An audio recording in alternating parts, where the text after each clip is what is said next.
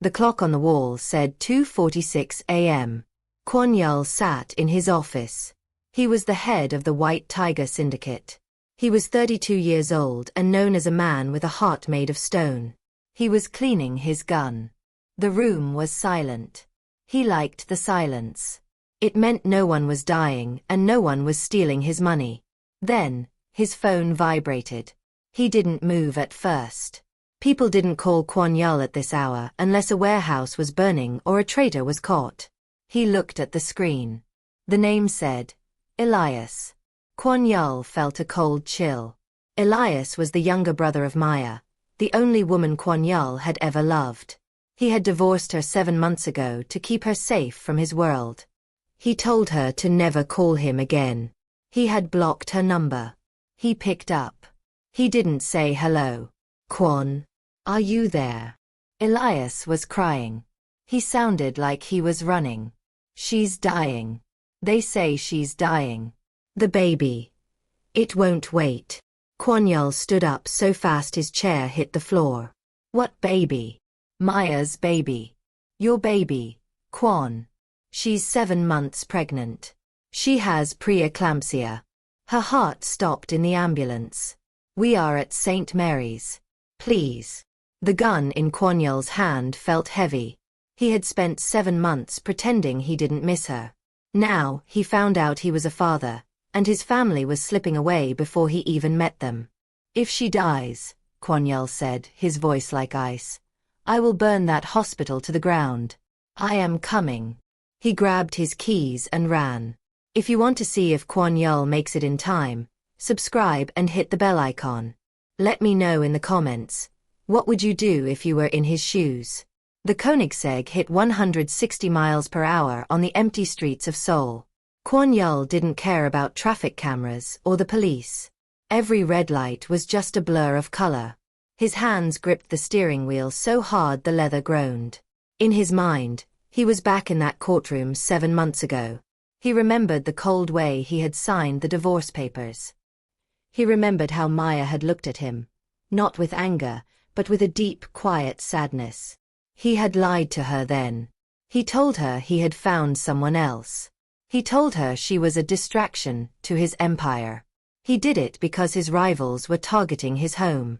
He thought he was saving her life by breaking her heart. He never knew he was leaving her to raise a child alone. 7 months, he whispered. The math made his stomach turn. She had been pregnant that day. She had stood there, carrying his daughter, while he threw her out of his life.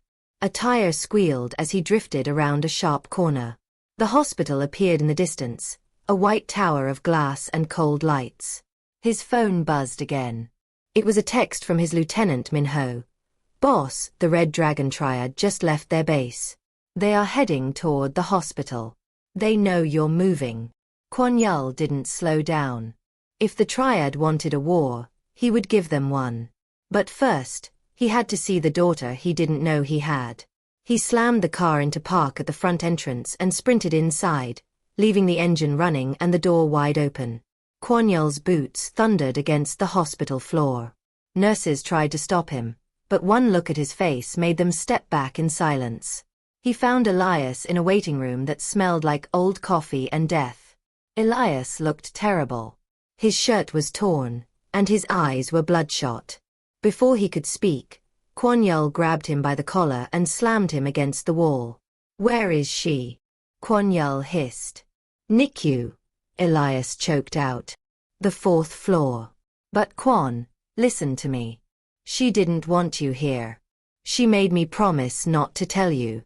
She said you chose the White Tigers over her, and she wouldn't let the Syndicate touch her baby. Kwon Yul let go of him. The words hurt more than a bullet. He didn't answer. He turned and ran for the elevators. On the 4th floor, the atmosphere changed. It was quiet. Too quiet. He followed the signs to the neonatal intensive care unit. Through a large glass window, he saw a row of plastic boxes. He walked until he saw a small card taped to the side of one, infant of Maya Grant. He stopped. His breath hitched. Inside the incubator was a tiny human being. She was hooked up to wires and tubes. Her skin was a soft brown, and her head was covered in a fuzz of black hair. She was so small she could fit in the palm of his hand. For the first time in 10 years, the most feared man in Seoul felt tears sting his eyes. He reached out and touched the cold glass.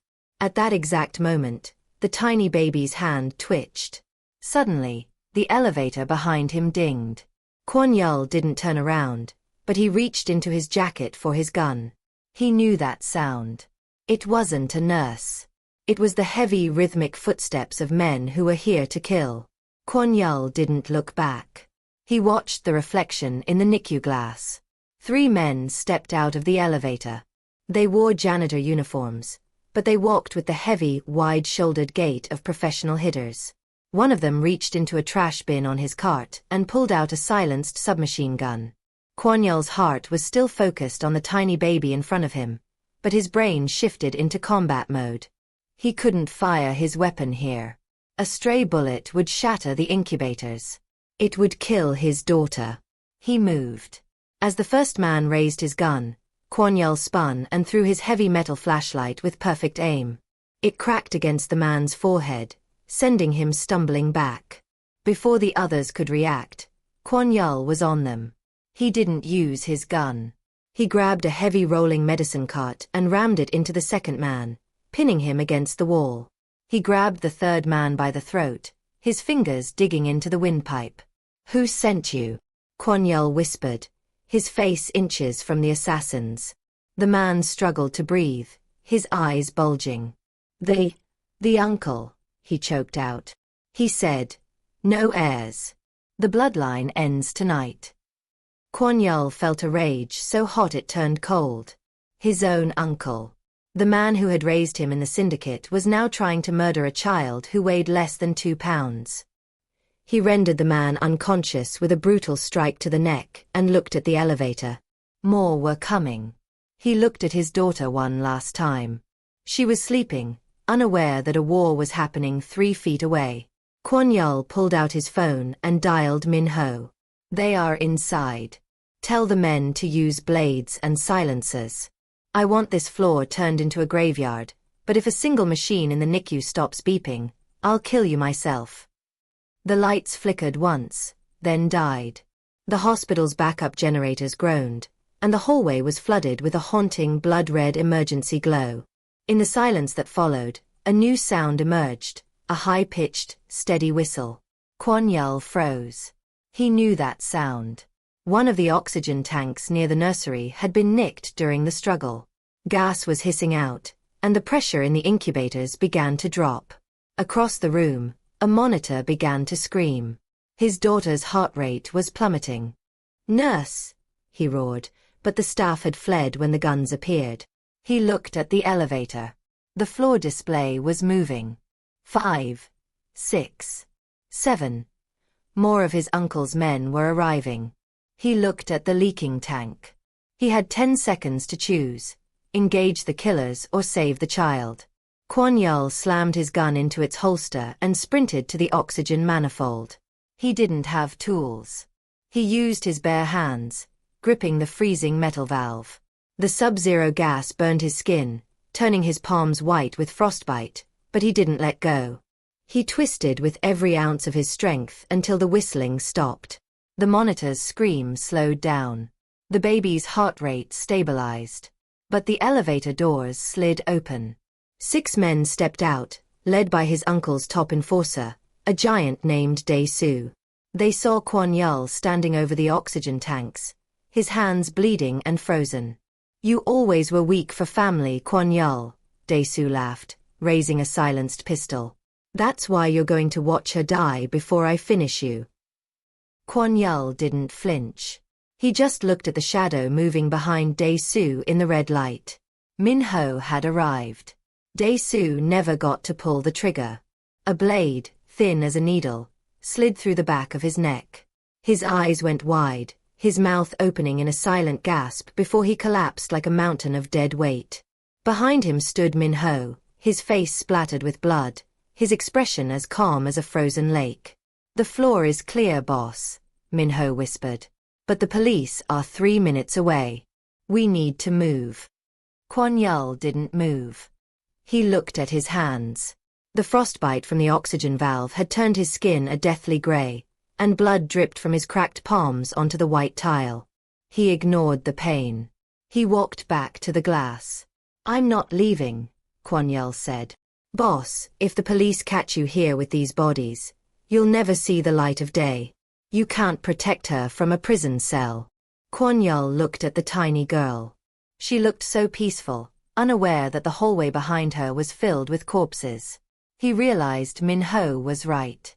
To save her, he had to become a ghost again. "Get the cleaners in here," Kwon Yul ordered.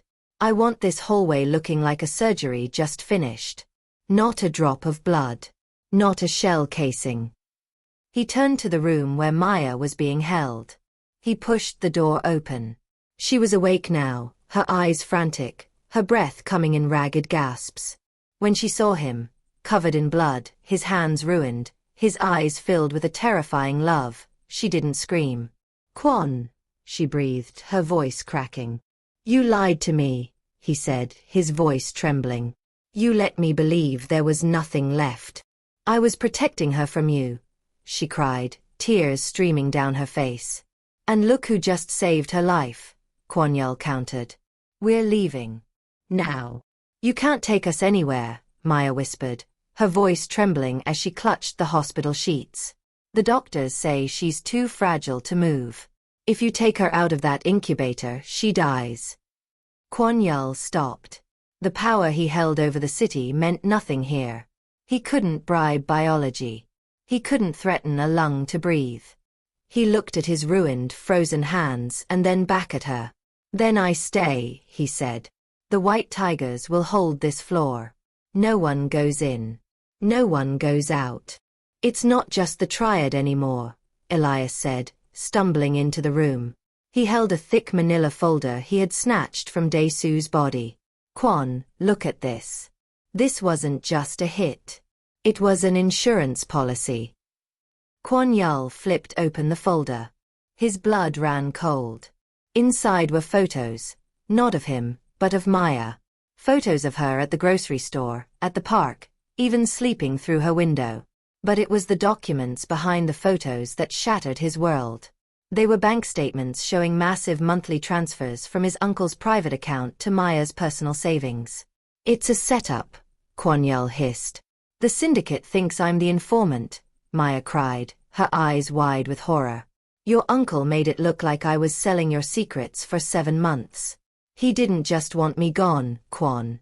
He wanted the Syndicate to demand my execution." Kwon Yul realized the trap was perfect. If he protected her, he was protecting a perceived traitor. His own men would turn on him. He wasn't just fighting his uncle anymore. He was about to fight his own empire. The sound of heavy boots echoed from the stairwell. It wasn't the triad. It was the Biko, Kwon Yul's own men. Min-ho entered the room, his eyes fixed on the floor. Behind him stood 4 high-ranking captains. They weren't looking at Kwon Yul. They were looking at the folder on the bed. The fake bank statements were spread out like a death warrant. "The council has seen the files, boss," Min-ho said, his voice straining. "They say the woman is a leak. They say the child is a liability. They are demanding you hand her over for questioning." Questioning was a Syndicate code for a shallow grave. Kwon Yul stood up slowly. He stepped in front of Maya's bed, his shadow covering her. He was one man against the army he had built. He looked at his captains, men who had bled for him, men who had taken bullets for his father. "You know me," Kwon Yul said, his voice a low, vibrating growl. "You know I don't tolerate traitors. But you also know my uncle. Look at these dates.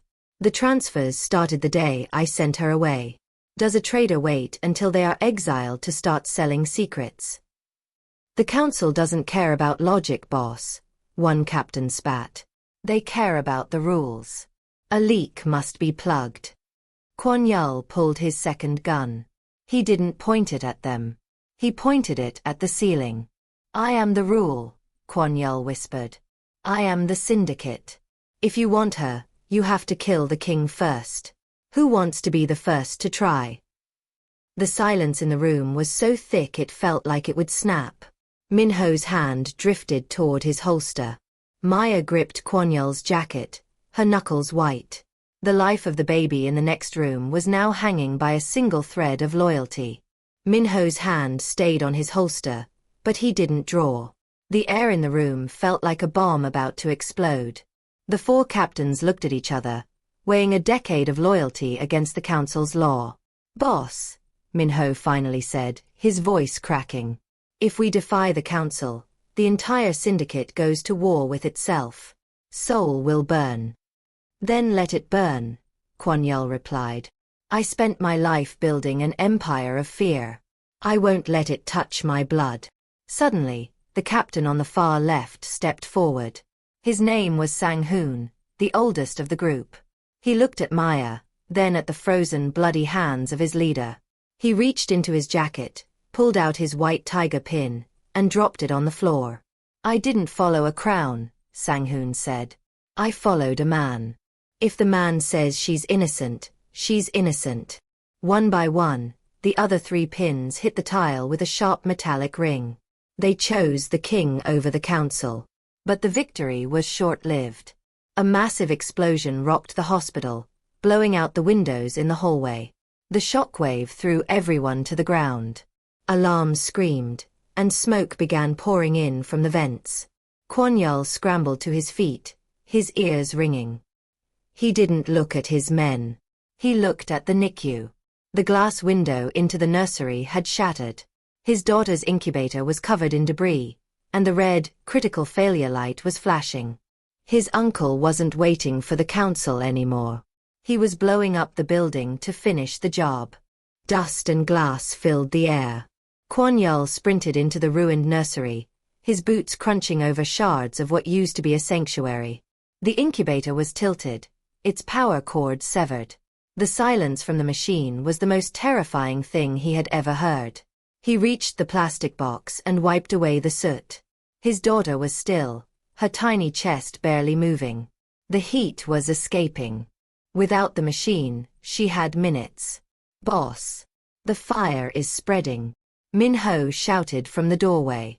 "We have to go now. The structural beams are failing."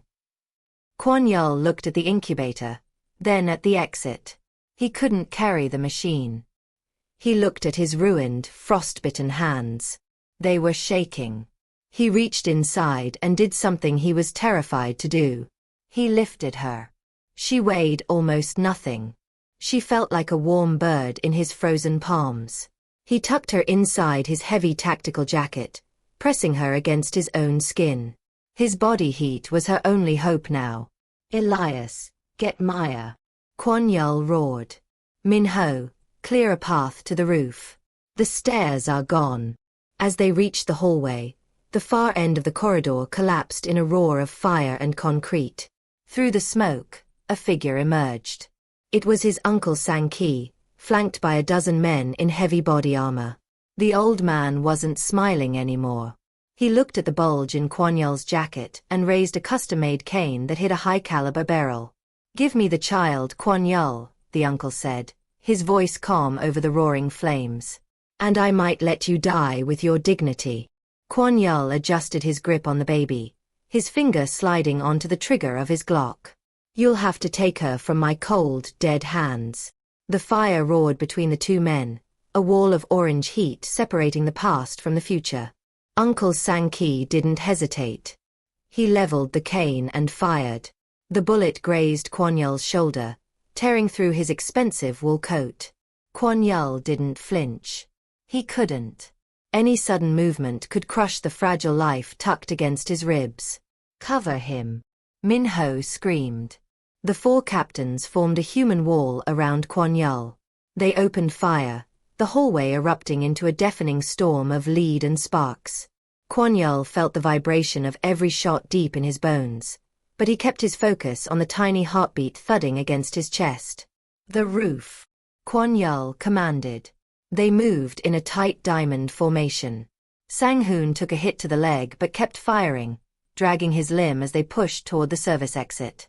The smoke was getting thicker, turning the red emergency lights into a murky, suffocating fog. They reached the stairwell to the roof, but the door was welded shut. Min-ho. Breach it. As Min-ho said a small explosive charge, Kwon-yeol felt a sudden, terrifying dampness against his shirt. He looked down into his jacket. The baby wasn't crying, she was too weak for that, but her skin was turning a grayish blue. The smoke was starving her of oxygen. Open it now. Kwon-yeol roared, his voice cracking with a desperation he had never known. The explosion blew the door off its hinges, and a rush of cold night air flooded the stairwell. But as they stepped onto the gravel roof, they weren't met with freedom. A helicopter was hovering, its searchlight blinding them, and the barrel of a mounted machine gun was rotating toward the doorway. The searchlight burned into Kwon-yeol's eyes, turning the world into a blinding white void. The thrum of the helicopter rotors was so loud it felt like it was tearing the air from his lungs. Drop the weapon, a voice boomed over a loudspeaker. Kwon-yeol didn't drop his gun. Instead, he pulled his jacket tighter around the tiny life shivering against his chest. He could feel her heart, irregular, faint, like a fading echo. The cold wind on the roof was a new enemy. If he didn't get her to a ventilator soon, the fight wouldn't matter. It's not the police, Min-ho yelled over the wind, pointing at the tail of the helicopter. There was no official marking. It was a private bird. The Red Dragon Triad was here to collect the bounty his uncle had placed on their heads. The machine gun on the helicopter began to spit fire. The gravel on the roof erupted in a line of deadly sprays, moving toward them. Kwon-yeol's men dove for cover behind the heavy air conditioning units, returning fire with their handguns, but it was like throwing pebbles at a shark. Boss, jump! Min-ho pointed to the side of the building. A laundry chute sat open, a large industrial bin filled with linens waiting 10 feet below a secondary ledge. It was a suicide move, but staying on the roof was an execution. Kwon-yeol looked at the helicopter, then at the chute. He didn't think about his own life. He curled his body into a ball, shielding the baby with his arms and his chest. Go, he roared. He leaped into the dark just as a hail of bullets shredded the doorway where he had been standing. For a second, he was weightless. Then, the world went black. The impact was a bone-shattering jolt. Kwon-yeol slammed into the pile of linens, the air rushing out of his lungs in a silent scream. His world spun in shades of gray and black. For a terrifying second, he couldn't feel his arms. But as the fog in his brain cleared, his only thought was the weight against his chest. He clawed at his jacket with numb, bloody fingers. Joe, he gasped, using the name Maya had whispered in the room. The baby was still. Too still. He didn't hear the helicopter circling back. He didn't hear the fire sirens in the distance. He put his ear to his own chest, desperate to hear a second, smaller rhythm. For 3 agonizing seconds, there was nothing. Then, a faint, rhythmic thump. She was alive, but her breathing was shallow. The cold air was killing her. Kwon-yeol rolled out of the bin, his legs buckling. He was on a lower maintenance ledge, hidden from the helicopter's searchlight by a massive industrial exhaust fan. Above him, he heard the roar of the Triad's machine gun as they continued to shred the roof, thinking he was still there. Kwon! A voice hissed from the shadows. It was Maya. She had been lowered down by Min-ho just seconds before him. She crawled toward him, her hospital gown torn and stained with soot. She saw his face, then looked at the bulge in his jacket. Is she? She needs heat. Now, Kwon-yeol commanded. He looked around the ledge. There was an access door to the laundry facility. He kicked it open, and the blast of warm, humid air from the industrial dryers hit them like a blessing. But as they stepped inside, the lights didn't flicker. They stayed off. In the corner of the room, a red laser dot appeared on Kwon-yeol's forehead. The laser dot sat perfectly between Kwon-yeol's eyes. He didn't move. He stood in the humid heat of the laundry room, the baby pressed to his heart, while Maya froze behind him. Don't move, King, a voice whispered from the steam. A man stepped out from behind a row of massive industrial washers. It wasn't a triad hitman. It was Park, the Syndicate's lead forensic cleaner. He was the man who made Kwon Yul's messes disappear, a ghost who knew every secret of the White Tigers. In his hand was a suppressed pistol, and on his hip was a radio buzzing with the uncle's private frequency. "You're working for him, Park?" Kwon Yul asked, his voice steady. "The uncle pays in gold, Kwon Yul. You pay in honor." "Honor doesn't keep my family fed," Park replied. His finger tightened on the trigger. "Give me the girl. The uncle wants the bloodline ended, but he'll pay double if I bring him the body to prove it." Kwon Yul looked at the dryers. The heat was returning color to Jio's face, but she was still so fragile. He looked at Park. He knew the man was fast, but Park had one weakness. He was a perfectionist. He wanted a clean shot. "You want a body?" Kwon Yul said, his voice dropping to a dangerous whisper. "Take mine." In one motion, Kwon Yul didn't reach for his gun. He grabbed a heavy industrial steam iron from a nearby table and hurled it at a high-pressure steam pipe behind Park. The iron shattered the valve, and a blinding, scalding cloud of white mist erupted, filling the room in a second. Park fired, but the steam distorted his vision. The bullet hissed past Kwon Yul's ear. Kwon Yul didn't wait. He moved through the fog like the wraith he was trained to be. The room was a whiteout of scalding vapor. Park screamed as the high-pressure steam scorched his skin. He fired blindly into the mist, the thwip-thwip of his suppressed pistol echoing against the metal machines. Kwon Yul didn't use his gun. He couldn't risk the noise or a ricochet. He moved by memory, staying low, his body shielding the baby from the heat. He reached the end of the row of washers and saw Park's silhouette through the haze. The cleaner was frantically rubbing his eyes, trying to regain his sight. Kwon Yul lunged. He didn't strike with his hands. He used his weight.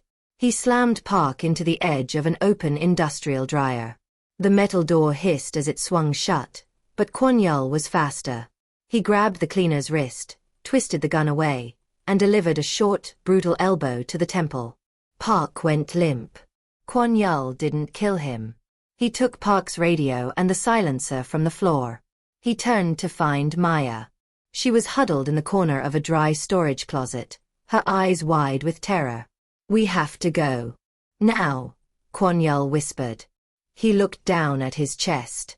The heat from the steam had been a double-edged sword. It kept the baby warm, but the humidity was making it harder for her to breathe. Her tiny mouth was open, gasping for air. He keyed the radio he took from Park. He heard his uncle's voice. "Park, is it done? I want the heart of the White Tiger on my desk by dawn." Kwon Yul pressed the button. "Uncle," he said, his voice a low, terrifying vibration. "You sent a cleaner to do a butcher's job. I'm coming for you. And I'm not bringing a contract.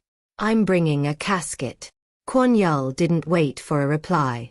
He smashed the radio and pulled Maya toward the delivery bay. The hospital was surrounded. Blue and red police lights flashed in the distance, but the immediate perimeter was controlled by black SUVs. These weren't the police. They were the Shadow Guard, the uncle's personal security. "We can't go out there," Maya whispered, her breath hitching. "They'll see us before we reach the street." Kwon Yul looked at the laundry truck parked in the bay. It was idling, the driver likely inside the building. He looked at his daughter. Her skin was pale again. The steam had bought them time, but she needed a hospital that wasn't a war zone. "Get in the back," Kwon Yul commanded. He didn't take the driver's seat. That was too obvious. He climbed into the back with Maya and pulled the heavy rolling door shut, locking it from the inside. The space was filled with bags of dirty linens. It was cramped, hot, and smelled of bleach, but it was a fortress. Minutes later, the truck lurched. The driver had returned. Kwon Yul sat in the dark, his gun leveled at the thin metal wall separating them from the cab. Through the small slats in the door, he watched the Shadow Guard stop the truck at the gate. A flashlight beam swept across the exterior. "Looking for a man and a woman," a guard barked. Kwon Yul held his breath. He felt Joe's tiny hand wrap around his thumb. It was the first time she had gripped him. He squeezed back gently, his heart hammering against her ribs. "Clear," the guard said. The truck moved. They were out. But as they gained speed, Kwon-yeol heard a familiar sound, the high-pitched whine of a motorcycle following closely behind. The uncle didn't trust the guards. He had sent a chaser. The motorcycle's engine screamed just inches from the truck's thin metal skin. Kwon-yeol felt the vehicle swerve. The driver was panicking. Suddenly, the staccato pop-pop-pop of a handgun shattered the taillights. Bullets punched through the rear door, whistling past Kwon-yeol's head and burying themselves in the bags of laundry. "Get down!" Kwon-yeol yelled, shoving Maya into the corner and shielding the baby with his entire torso. He knew he couldn't stay defensive. He grabbed a heavy metal laundry cart and positioned it against the rolling door. With a roar of effort, he slammed the latch and threw the door upward. The wind lashed into the truck at 70 miles per hour. Behind them, a rider in a black helmet was leaning over his handlebars, raising a chrome pistol for another shot. Kwon-yeol didn't fire back. He knew a gunfight on a highway was a coin toss he couldn't afford with a baby in the car. Instead, he grabbed a massive waterlogged bag of heavy hotel linens. He timed the motorcycle's bounce on the uneven asphalt and hurled the 50-pound bag directly into the rider's path. The bike hit the bag and flipped. The rider was launched into the air like a ragdoll, disappearing into the darkness of the midnight highway. But the victory was short. The truck driver, terrified by the noise, slammed on the brakes. The vehicle skidded, fishtailing wildly before crashing sideways into a concrete median. The world turned upside down. Metal groaned and glass shattered. When the movement finally stopped, the truck was resting on its side. Silence rushed back in, except for a new, terrifying sound. A soft, rhythmic cry. The baby was finally awake, and she was screaming. The cry was thin and sharp, like a needle piercing the silence of the wreckage. Kwon-yeol kicked out the shattered windshield of the overturned truck. Blood ran down his face from a gash on his forehead, but he didn't feel it. He crawled out, pulling Maya with him. They were in the middle of a deserted highway bridge, the city lights flickering in the distance like cold stars. "Give her to me," Maya sobbed, her hands shaking as she reached for the bundle inside his jacket. Kwon-yeol handed the baby over. In the moonlight, Joe's face was red with the effort of her cries. It was a beautiful, terrifying sound. It meant her lungs were working, but it also meant every hunter in the area could find them. "We have to move," Kwon-yeol said, looking back at the road. 3 pairs of headlights appeared in the distance. They weren't slowing down. His uncle's main force had caught up. Kwon-yeol looked at the edge of the bridge. Below was the dark, rushing water of the Han River. There were no more paths, no more laundry trucks, and no more tricks. He pulled his last magazine from his belt and slammed it into his Glock. "Min-ho, where are you?" he roared into his shattered phone. 2 minutes, boss. We're coming by water."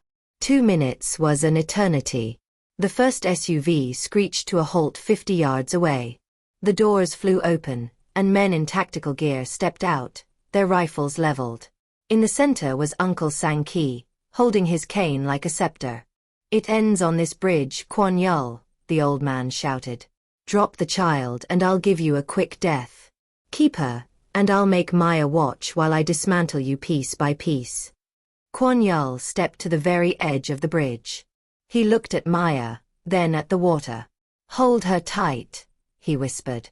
The wind on the bridge howled, carrying the scent of salt and diesel.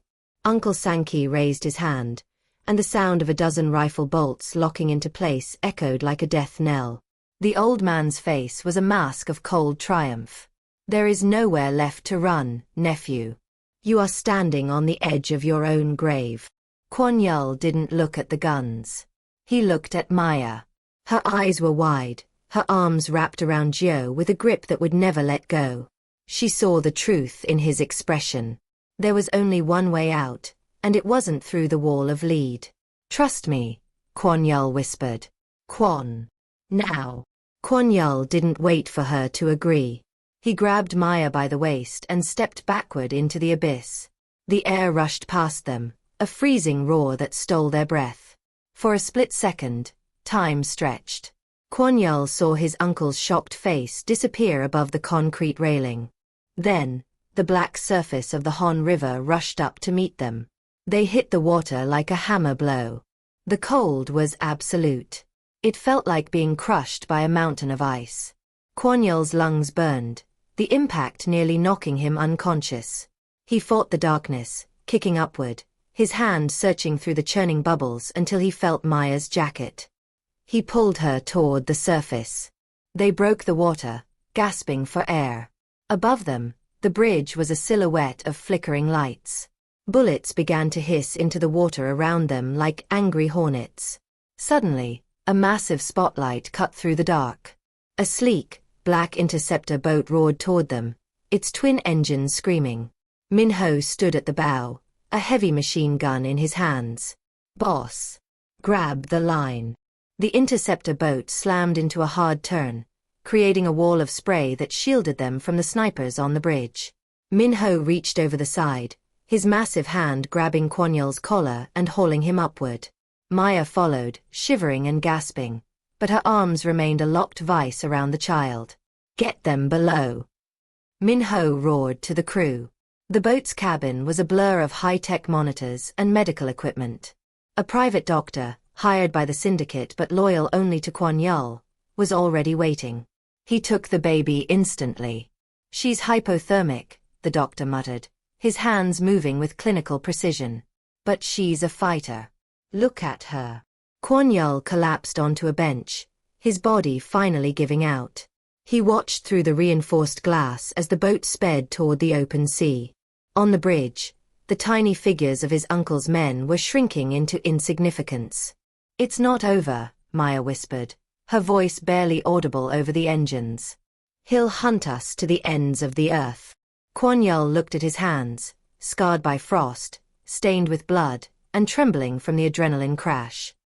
He stood up, walking to the bow of the boat. He looked back at the Seoul skyline, the city he had ruled and the city that had tried to kill his future. "Let him come," Kwon Yul said, his voice hardening into a blade. "He thinks he was hunting a tiger.